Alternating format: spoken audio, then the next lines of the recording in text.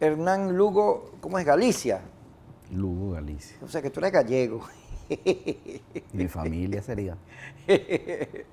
Hernán, que tú sabes, mi papá se llamaba Herman, pero mi hermano le pusieron Hernán en la partida. Entonces él, que mi mamá le puso Herman Herman.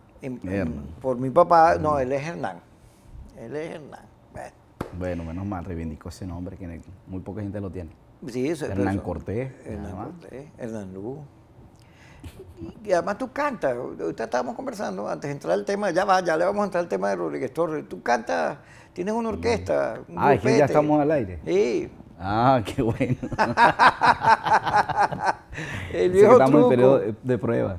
No, bueno, hasta la vida de que estás.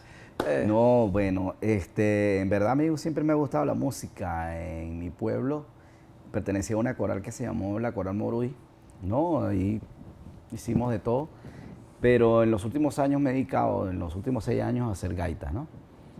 Tengo un grupo de gaitas que se llama Garúa, Bueno, me pertenece acuerdo a que Jesús estuviste Reyes. en Buenas noches, te tuvimos una En vez. varias oportunidades, gracias por ese apoyo, porque fue importante en ese momento.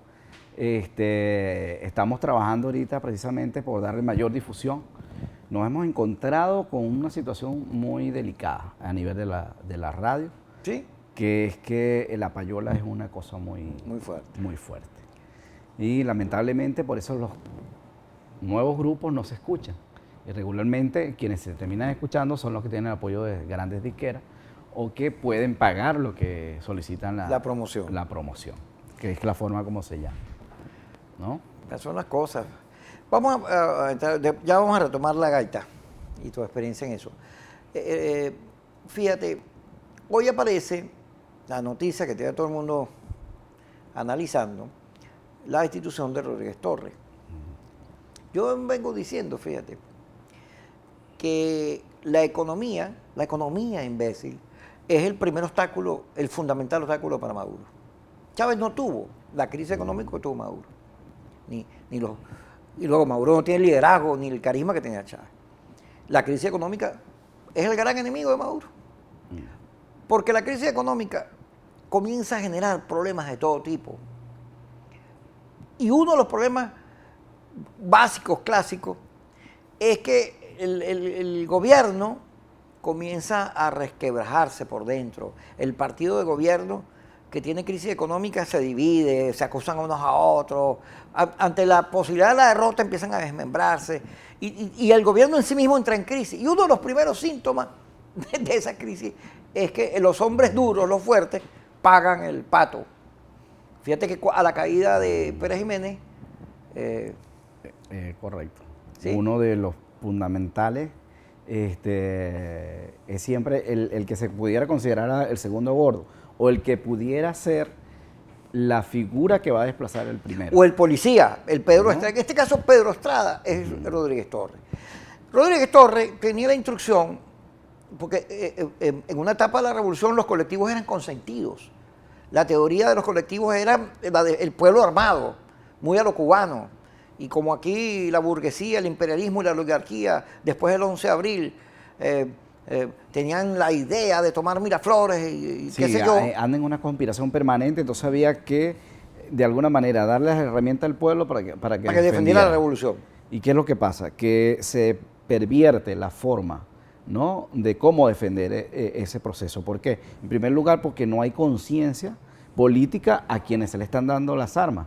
Sino que son sectores que más bien están cercanos a la vaina, yo iba a decir la vaina delincuencial, aquí se puede decir, al roce con la delincuencia. Es que el problema es que muchos de los, digamos, líderes que se agarraron de los colectivos provienen de ese mundo. Y entonces, por ejemplo, en febrero, marzo, abril, yo conversaba con muchos de los colectivos y a ellos les preocupaba porque decía que, por ejemplo, que para contener las guarimbas, quienes estaban allí no eran netamente militantes o dirigentes de los colectivos. me hablaban que habían traído lo peor, y esa es la palabra que utilizaban, lo peor de la escoria que había en los valles del Tuy. O sea, los malandros lo recogían y los traían para acá para que dispersaran las manifestaciones. Y lo vemos y lo podemos comprobar en el sentido de que eran violentos. O sea, no eran personas que tú podías controlar, porque a lo mejor tú puedes con alguien de colectivo dialogar y decirle, mira, desde el punto de vista político tú tienes razón y podemos conseguir o discrepar en esto, pero con estas personas se puede dialogar, porque inmediatamente te va a ir a la violencia y al enfrentamiento. Ahora, ¿qué es lo que ha pasado en el seno de esos colectivos? Antes de meternos en los colectivos, la salida de los registores no es la salida de Pedro Estrada, no es un síntoma de retroceso de Maduro frente a la conflictividad que podrían generar en los colectivos. Es que Maduro intenta enviarle una señal a los colectivos para que se queden tranquilos, porque no es la primera vez que los colectivos amenazan. Yo me recuerdo que hace más de un año, cuando Maduro estaba, digamos, puliéndose en el ejercicio del gobierno, o digamos tomando las primeras elecciones, aquí se habló de una devaluación, que fue la primera luego de que Chávez pasara a otros niveles, quiero decir, porque estaba enfermo. Y yo me recuerdo que un lunes, lo que pasa es que no me recuerdo el día exactamente, sé que era un lunes, pero no en número, se hablaba de que ese día iba a haber una devaluación, estoy hablando del año pasado. Y para sorpresa de todas las personas, y sobre todo para quienes no entienden lo que puede estar pasando detrás de las cámaras y precisamente lo que pasa en Miraflores, un día, un martes, si quieren lo pueden buscar en internet, aparece Maduro hablando desde el cuartel de la montaña y diciendo y negando que hubiese una devaluación en este país. Yo lo recuerdo. Esa decisión de Maduro de aparecer fue con venía Ramírez Torres diciendo que iban a devaluar, cambio único. Ya se hablaba de eso. Nivelar, más que devaluar. ¿Qué fue lo que hizo Maduro? Al igual que Chávez, porque Maduro copia muchas cosas de las Chávez, desde el punto de vista simbólico les habló desde el escenario del cuartel de la montaña, o sea, al lado donde está el líder fundamental del proceso, y les habló allí a los colectivos, porque los colectivos, ¿qué fue lo que amenazaban? Con movilizar a 72 buses con los integrantes de los colectivos hasta Miraflores a hacer una protesta para que no se le hiciera esa segunda devaluación. Que después hayan ocurrido miles de devaluaciones es otra cosa, ¿no? Digamos disfrazada de alguna forma. Porque los colectivos entienden, o hay personas dentro de los colectivos que sí tienen formación política, que eso era una forma de afectar a la población, y eso es así. Cuando tú devalúas, cuando tú haces un ajuste, quienes pagan es los sectores más pobres, porque le pones el impuesto, le aumentan los precios de los productos y tenemos unos ciudadanos que viven del día a día. Y evidentemente cuando van al abasto se encuentran con aquel problema. Y ese fue digamos, presión y primer choque que tuvo Maduro con los colectivos. Luego, una vez que Maduro llega al poder, comienzan los colectivos a decirle... Pero Maduro había tenido, ya hago paréntesis, porque los colectivos están tienen mucho que ver con la gestión de Bernal. Casi todos, el auge de los colectivos tiene que ver con Bernal, que armó y creó y generó todas esas estructuras en el cuento aquel de que la revolución había que defenderla. Ese es un tercer elemento. Pero... Y en la lucha interna, Bernal y Maduro, los colectivos eran adversarios de Maduro. Ajá, pero para terminar lo de la segundo, digamos, presión que realizaron sobre el gobierno de Maduro. Cuando Maduro llega al gobierno, se encuentran que muchos de los colectivos comienzan a protestarle porque los fondos que se le había destinado no llegaban, porque desde que Chávez se enfermó no había el canal de comunicación con los colectivos. Entonces se aúna una reunión que es clave, porque esa reunión fue el 11 de febrero de este año, un día antes de la protesta dentro de la Fiscalía que después generó la detención de Leopoldo López. Unos representantes del gobierno, cuyos nombres me reservo por razones de seguridad, se reunieron con los colectivos y le dijeron, mire, ustedes tienen que actuar en el momento en que nosotros se lo indiquemos. Los colectivos decidieron no aceptar las órdenes de Maduro y de los emisarios que en ese momento se les dio.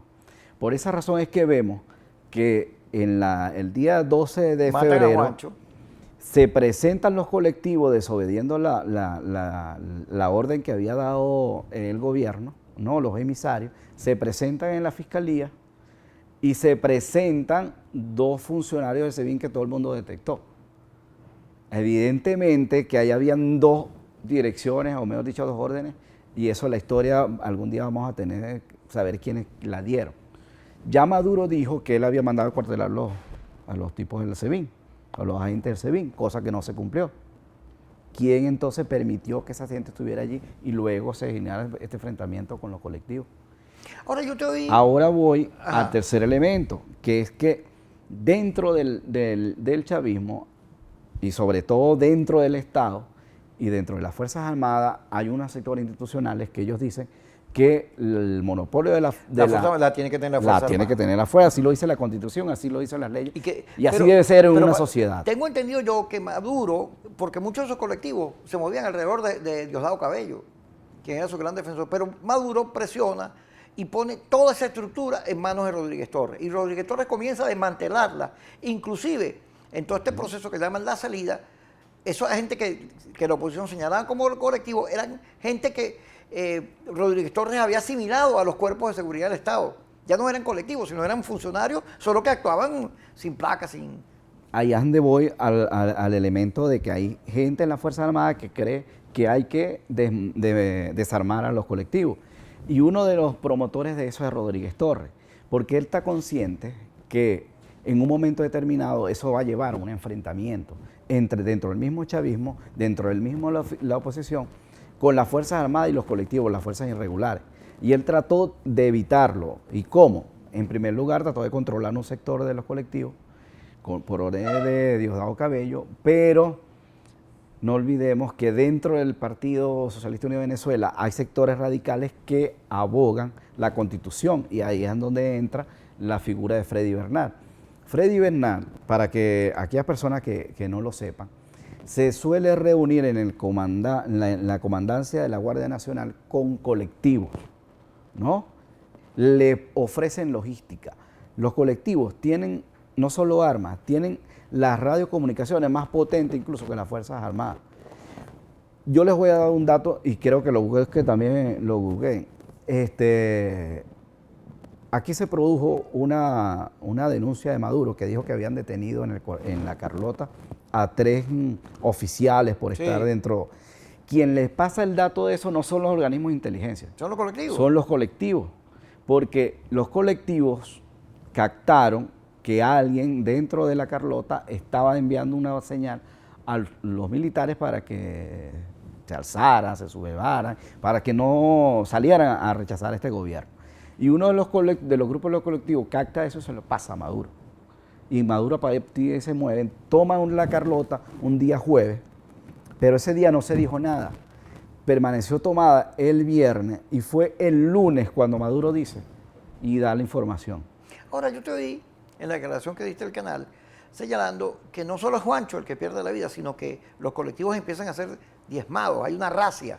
¿Qué fue lo que pasó? Justamente después de la reunión del 11, donde los emisarios del gobierno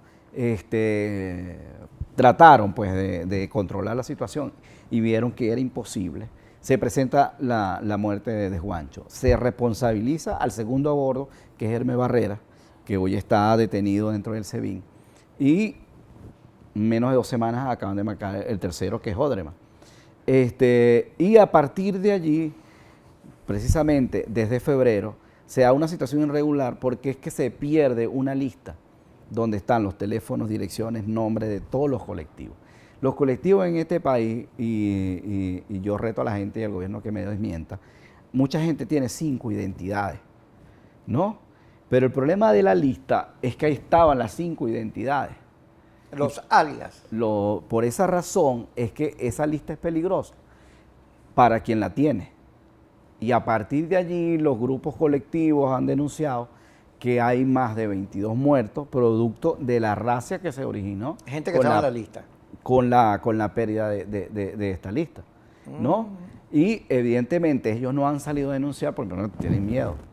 Luego, muchas de las personas que fallecieron no las llevaron a la morgue de Bellomonte, sino que las llevaron a otra morgue fuera de Caracas. Y en muchos casos se le entregaron los muertos a los familiares directamente en el interior del país. Mira, aquí está, este señor falleció, aquí está, y usted se encarga de Claro, enterrarlo. como tenemos tiempo, eso genera una cantidad de preguntas, pero hay una que quiero, no se me vaya a perder. Fíjate, la Fiscalía ordena que los policías que participaron en la muerte de Odreman y en el otro allanamiento, 5 se han pasado a Fiscalía. La PTJ no los entrega, los acuartela y dice, no, están presos, pero aquí. Porque Claro, es una situación muy delicada. pero ¿qué cosa es que la PTJ se niega a entregar? Claro, ¿Qué pasa ahí? hay una rebelión por parte de los cuerpos policiales, lo cual es un absurdo, porque el organismo de policía científica es un órgano auxiliar a la fiscalía, ¿no? Y por lo tanto es el primero que está en el deber de cumplir las decisiones de la fiscalía. Pero hay un temor por la situación y la vida de estas personas. Pero es que, según la información que manejan los colectivos, es que no eran 5 los que participaron en esta actividad. Solamente que aquí se hizo visible 3 actos en Caracas ese día. Pero ellos hablan de más de 20 allanamientos durante toda Caracas, durante la noche y el amanecer de precisamente del día jueves, si no mal me recuerdo. Y ellos hablan de que hay más la participación de 300 agentes del 6CPC que estaban en operativo, no solo aquí en Caracas, sino en el interior del país. A la PTJ, a la PTJ, no, al 6CPC, es que nunca La se me olvida. cédula, sí, la cédula. Le quitan la investigación del caso Serra. Porque ahí hay muchos elementos que... Por todo esto que tú estás hablando, obviamente. Ahí hay muchos elementos que evidentemente quieren controlar, porque la investigación de un hecho tan lamentable como ese, se le tiende a dar un tinte político que no lo tiene. Evidentemente la única forma de hacerlo es con un cuerpo que tenga funciones políticas, y que en este caso estamos hablando de una policía que ya se define así, La policía política. La policía política, que es el SEBIN. Y ahí pasa algo muy simpático que comienza a evidenciarse. El enfrentamiento ¿Simpático? bueno, por decirlo llamativo, pues vamos a llamarlo sí. así, es que por allí comienzan a darle el primer golpe a Rodríguez Torres. Rodríguez Torres, para que la gente tenga conocimiento, es una persona creyente. Por lo tanto, las escenas que se registraron en ese lamentable asesinato o la vida que llevaba esta persona, de alguna manera comienza a ser cuestionada por él, porque él es evangélico y aquel practica otra religión. Evidentemente que el primer golpe que le da Maduro a Rodríguez Torres es que le quite esa investigación y se le asigna un cuerpo que lo está controlando él, porque el director de SEBIN le responde directamente al presidente, de acuerdo a las nuevas disposiciones legales. Anteriormente era que le respondía al ministro de Relaciones Interiores. O sea, desde el Chávez para acá, la situación ha sido diferente. ¿No? Hay un corretaje o un correaje directo, presidente y digamos director de la SEBIN. Para redondearte la idea. En su momento, cuando Rodríguez Torres comienza a ocuparse de la cartera de Relaciones Interiores, él mandaba desde el SEBIN, que está en Plaza Venezuela. Eso es una terraza muy amplia, ¿no? Donde tú puedes tener la vista de 390 grados de toda Caracas. Es una vista maravillosa. Pero además de allí hay una sala situacional donde Rodríguez Torres controlaba todo.